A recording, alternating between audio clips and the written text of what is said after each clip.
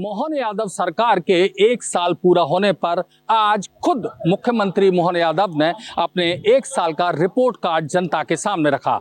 इस दौरान उनके साथ मध्य प्रदेश के बीजेपी प्रदेश अध्यक्ष बी डी शर्मा और दोनों उप मुख्यमंत्री जगदीश देवड़ा और राजेंद्र शुक्ल भी मौजूद रहे। मुख्यमंत्री मोहन यादव ने अपने रिपोर्ट कार्ड में प्रधानमंत्री की प्राथमिकताएं जो हैं उन्हीं प्राथमिकताओं को अपना बताते हुए महिला, किसान, युवा और गरीबों की लेकर जो योजनाएं सरकार बना रही है उनको प्राथमिकताएं बताया। इसके साथ ही उन्होंने अटल जी की जो प्राथमिकता थी नदी जोड़ो अभियान की, उसको लेकर उन्होंने अपने कार्यक्रम या रिपोर्ट कार्ड को बताना शुरू किया। इसके अलावा मुख्यमंत्री मोहन यादव ने बताया कि किस तरह से उनकी सरकार ने शुरुआत में ही गरीबों यानी मील मजदूरों जो बंद पड़ी बरसों से मील मजदूर हैं, उनकी जो बंद हो गई हैं मील, उनका भुगतान नहीं हुआ, उसको लेकर सरकार ने किस तरह से काम किया। इसके अलावा जो केंद्र की तमाम योजनाएं हैं उनको मध्य प्रदेश में किस तरह से गरीबों को लाभ दिलाया है और साथ ही किसान को प्राथमिकता के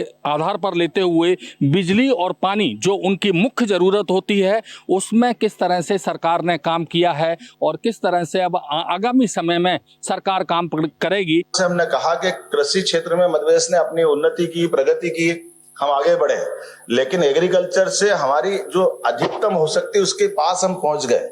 ऐसे में हमारा ये भौगोलिक रूप से फैला हुआ मध्य प्रदेश, बड़े पैमानों पे किसानों की आय अगर हमको बढ़ाना है तो किसानों की आय बढ़ाने के लिए खेती के साथ पशुपालन पे भी बढ़ावा देना पड़ेगा। और सोलर परियोजना से सरकार को ये उम्मीद है कि 25,000 करोड़ रुपए राज्य सरकार के बचेंगे। इसके अलावा युवाओं के लिए सरकारी नौकरी के साथ साथ निवेश के माध्यम से निजी क्षेत्र में लाखों नौकरी की बात कही है और उद्यमी प्रोत्साहन योजनाओं को लेकर तमाम अन्य जो सरकार द्वारा योजनाएं चलाई जा रही हैं उन योजनाओं को सामने रखा। कैमरामैन मनीष के साथ भारत एक्सप्रेस के लिए भोपाल से अजय भटनागर।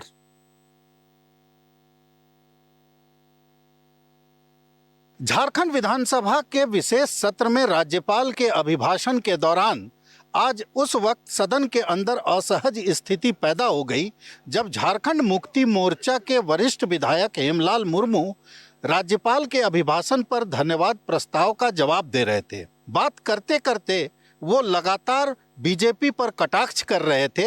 बीजेपी को जनाधार या जनादेश नहीं मिलने को लेकर कटाक्ष कर रहे थे। इसी दौरान उन्होंने एक ऐसे असंसदीय शब्द का प्रयोग कर दिया जो बीजेपी के लिए आपत्तिजनक हो गया। न सिर्फ बीजेपी के लिए, वो सदन के लिए भी आपत्तिजनक था। आपको ये कहना चाहते हैं बाबूलाल जी, चंपै जी, ये विश्वास दिलाना चाहते हैं आप अपने गाल को बजाना बंद कर दीजिए और लगा करके बाबरची बनना भी बंद कर दीजिए। इसका विरोध डॉक्टर नीरा यादव, बीजेपी की डॉक्टर नीरा यादव ने किया और उग्र हो गई।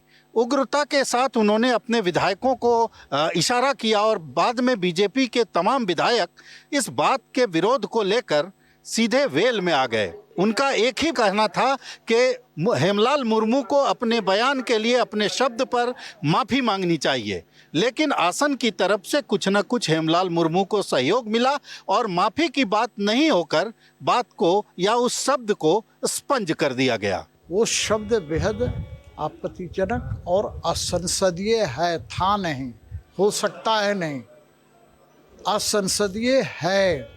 मैं स्पीकर रहा हूँ इसलिए मुझे पता है कि वो शब्द असंसदीय है, लेकिन इससे संस्कार का पता चलता है। कुल मिलाकर देखा जाए तो उस शब्द ने सदन के माहौल को कुछ देर तक गर्म तो जरूर कर दिया। भारत एक्सप्रेस के लिए कैमरामैन धर्मेंद्र के साथ मधुकर आनंद, रांची।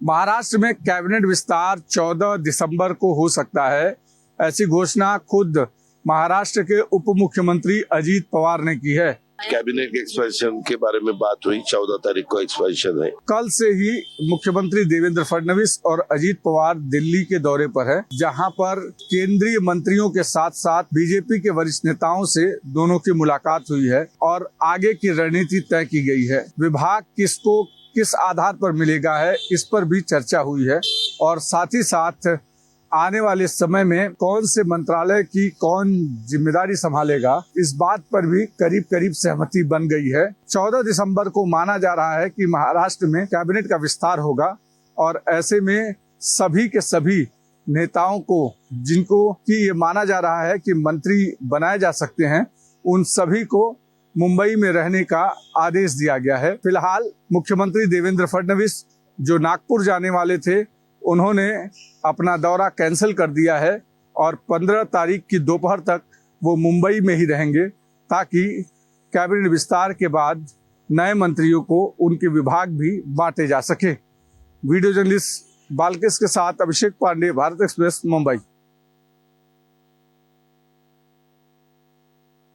उत्तर प्रदेश की विधानसभा के शीतकालीन सत्र में कांग्रेस अपना ताकत का प्रदर्शन करेगी। भले ही विधानसभा में कांग्रेस के मात्र 2 विधायक हैं, लेकिन इसी सत्र के दौरान कांग्रेस प्रदर्शन करेंगी। सदन के अंदर वो बचते हैं जवाब देने से, भागते हैं, इसीलिए सदन के अंदर वो चर्चा नहीं कराना चाहते।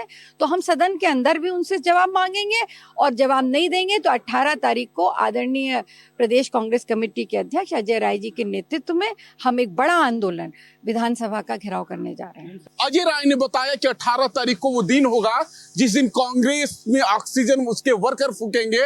उन्होंने प्रदेश भर के कांग्रेस वर्करों को आह्वान किया कि 18 तारीख को आप लोग विधानसभा के घेराव करने के लिए लखनऊ पहुंचे। इस घेराव में वरिष्ठ कांग्रेसी नेताओं के साथ साथ जो इनके सांसद है वो भी शामिल होंगे। हम घेराव करने जा रहे हैं और 11 बजे विधानसभा घेराव, ये सारे इश्यूज पर हम पूरी जबरदस्त तरीके से पूरे लखनऊ को जाम कर देंगे। पूरे लखनऊ के अंदर कम से कम 10 से 15 हजार लोग सड़कों पर उस दिन हमारे के कार्यकर्ता रहेंगे। अजय राय ने आरोप लगाया कि सरकार में अराजकता का बोलबाला है, कानून व्यवस्था के साथ मजाक हो रहा है। यही एक विकल्प बचा है कि विधानसभा को घेराव करके सरकार को एक चेतावनी दिया जाए। सहयोगी शहनवाज खान के साथ रजनीश पांडे, भारत एक्सप्रेस, लखनऊ। क्या बिहार के मुख्यमंत्री नीतीश कुमार कुंभ में स्नान करेंगे? उत्तर प्रदेश के मुख्यमंत्री योगी आदित्यनाथ ने अपने मंत्री राकेश सचान के जरिए बिहार के मुख्यमंत्री नीतीश कुमार को निमंत्रण भेजा है और अपने संदेश में योगी जी ने साफ साफ कहा है कि आप जरूर आएं, शाही स्नान में हिस्सा लें और व्यवस्था देखें। योगी आदित्यनाथ जी के निमंत्रण को लेकर के हम और हमारे सहयोगी मंत्री दया शंकर सिंह जी, परिवहन मंत्री, और हम लोग आज मुख्यमंत्री जी से मिले हैं।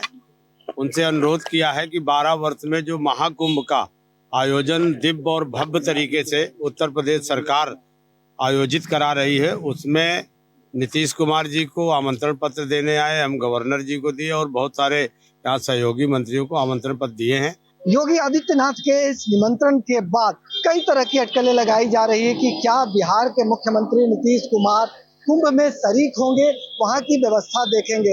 हालांकि आरजेडी ने इस मुद्दे पर चुटकी ली है और आरजेडी के मुख्य प्रवक्ता शक्ति यादव ने साफ साफ कहा है कि उन्हें शाही स्नान में हिस्सा लेना चाहिए ताकि उनके अंदर चेतना जाग सके। नीतीश जी कुंभ नहाए जाए, हो सकता है चेतना आ जाए, तो जाए, स्नान करनी चाहिए। कुंभ स्नान बहुत लोग करते हैं, नीतीश जी जाए करेंगे तो हो सकता है कि इनमें कोई और नयापन दिखे। वहीं अब तक ये साफ नहीं हो पाया है कि योगी आदित्यनाथ ने जो निमंत्रण बिहार के मुख्यमंत्री नीतीश कुमार को भेजा है, नीतीश कुमार कुंभ में जाएंगे, वहां की व्यवस्था देखेंगे या नहीं देखेंगे। लेकिन इस निमंत्रण के बाद अटकलों का बाजार गर्म है। सहयोगी कैमरामैन राकेश के साथ भारत एक्सप्रेस के लिए पटना से आशुतोष कुमार।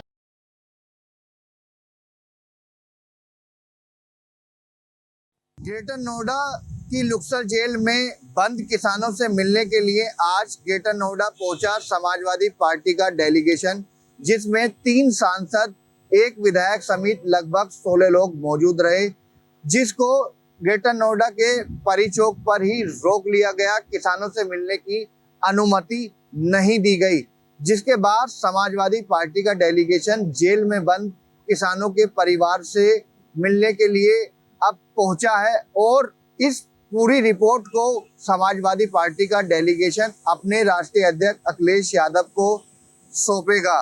ग्रेटर नोएडा से समीर आलम, भारत एक्सप्रेस।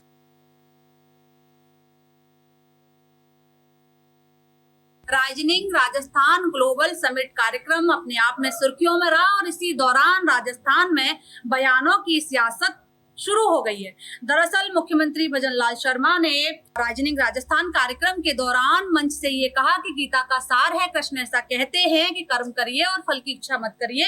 इसी को देखते हुए मैं राजस्थान को विकसित राजस्थान बनाना चाहता हूँ। इसी दौरान मैंने ये कार्यक्रम का प्रस्ताव प्रधानमंत्री नरेंद्र मोदी को दिया और इसको धरातल पर उतारने के लिए इतना बड़ा कार्यक्रम भी किया।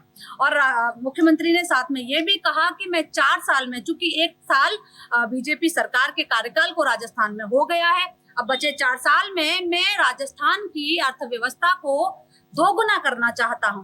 और इसी दौरान पूर्व यूडीएच मंत्री, वर्तमान में कोटा से विधायक हैं शांति धारीवाल, उनका बयान आता है कि राजस्थान के मुख्यमंत्री ने कितना काम किया है ये 1 साल बाद देखना होगा। और इसी की प्रतिक्रिया देते हुए सरकार से ऊर्जा मंत्री हैं हीरालाल नागर, उनका बयान आता है और वो सीधा टिप्पणी करते हुए शांति धारीवाल को कटघरे में खड़ा करते हुए कहते हैं कि सरकार कितना काम कर रही है, बीजेपी कितनी सक्रियता से राजस्थान में इस समय लगी हुई है। इसको देखने के लिए शांति धारीवाल को अपने चश्मे का नंबर बढ़ाना होगा। कैमरा पर्सन कमलेश भाटी के साथ सपना शर्मा, भारत एक्सप्रेस, जयपुर। सर्दी के मौसम की शुरुआत हो चुकी है। ऐसे में व्यक्तियों के साथ साथ अब ग्वालियर के चिड़ियाघर में भी जो जानवर मौजूद हैं, जो पक्षी हैं, उनको भी सुविधाजनक तरीके से रखने का कार्य नगर निगम के द्वारा किया जा रहा है। इस वक्त जो भी सैलानी यहाँ आ रहे हैं उनको भी यहाँ जो भी चिड़ियाघर में मौजूद पक्षी और जानवर हैं उनको देखकर काफ़ी प्रसन्नता होती है। वहीं विभाग की बात करें तो नगर निगम विभाग के द्वारा उनके लिए गर्म हीटर और अन्य जो सुविधाएं जरूरी होती हैं उनकी आवश्यक ज़रूरतों की पूर्ति के साथ उन्हें रखरखाव के लिए व्यवस्थित तरीके से रखा जा रहा है। साथ ही सर्दी के मौसम में गर्म हीटर के साथ साथ अन्य जो भी ज्वलनशील पदार्थ होते हैं जिससे उन्हें गर्मी महसूस हो सके वो भी मुहैया कराई जा रही हैं और जो भी सुविधाजनक तरीके से साथ उनको रखने का कार्य किया जाता है सर्दी के मौसम में वो सुचारू रूप से संचालित किया जा रहा है। और अभी जैसे जैसे मौसम परिवर्तित होता जा रहा है, सर्दी का मौसम बढ़ता जा रहा है, ऐसे में जो भी नगर निगम की सुविधाएं वो लगातार मुहैया कराने का कार्य जारी है। मनोज चौबे, भारत एक्सप्रेस, ग्वालियर।